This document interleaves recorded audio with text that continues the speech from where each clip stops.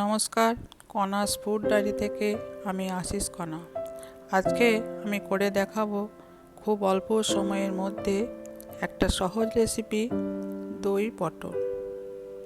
এই দই পটল করতে লাগছে আমার কয়েকটা গোটা মাঝখান থেকে চেরা পটল। ওই পটলগুলোকে আমি প্রথমে একটা কড়াইয়ের মধ্যে সাদা তেল নিয়ে তেলটা গরম হলে তার মধ্যে দিয়ে সামান্য হলুদ, সামান্য লবণ দিয়ে লাল লাল করে একটু ভেজে নেব।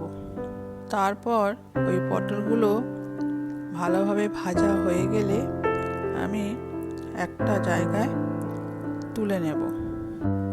তারপর আমি একটা মশলার পেস্ট তৈরি করে রাখবো। এর মধ্যে নিয়েছি 1 চামচ আদা বাটা, 1 চামচ ঝাল লঙ্কা গুঁড়ো, 1 চামচ কাশ্মীরি লঙ্কা গুঁড়ো। এটা একটা পেস্ট তৈরি করে রেখে দেবো।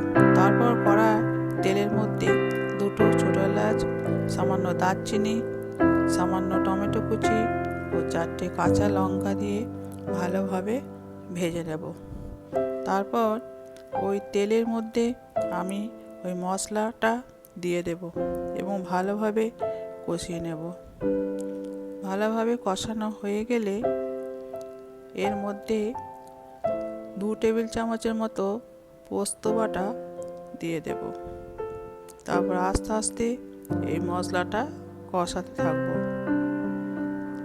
এই পোস্ত ও মশলার পেস্টটা ভালোভাবে কষানো হয়ে গেলে তারপর আমি এর মধ্যে 2 টেবিল চামচের মতো টক দই ভালোভাবে ফেটিয়ে এর মধ্যে দিয়ে দেব এবং আঁচটাকে খুব কমিয়ে আস্তে আস্তে কষিয়ে নিতে হবে।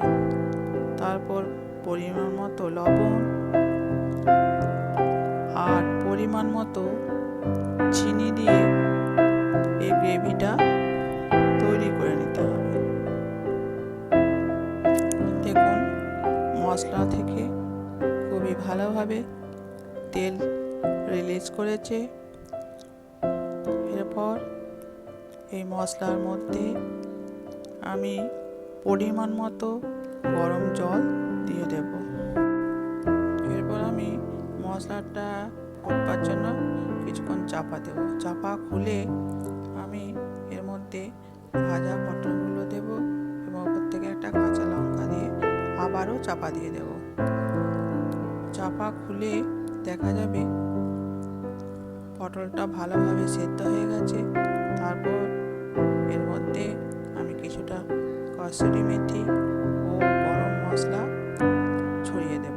দেখুন, আমার দই পটল তৈরি হয়ে গেছে। বাড়িতে আপনারা এই পদ্ধতিতে একবার বানিয়ে দেখবেন। আশা করি আপনাদের ভালো লাগবে। কেমন লাগলো কমেন্ট করে জানাবেন।